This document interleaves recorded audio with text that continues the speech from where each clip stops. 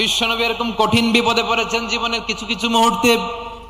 ওই মুহূর্তে বিশ্বনবী স্পেশাল দুইটা দোয়া পড়তেন।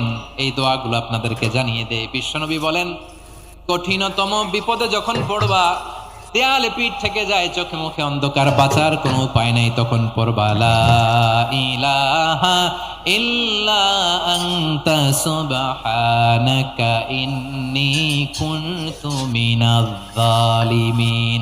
আল্লাহ, তুমি ছাড়া কোনো ইলাহ নাই, তুমি পবিত্র, নিশ্চয় আমি জালিমদের অন্তর্ভুক্ত। সুবহানাল্লাহ বলেন। এই দোয়া সাইয়েদনা ইউনূস আলাইহিস সালাম পড়েছিলেন যখন মাছের পেটে ছিলেন। কিসের পেটে?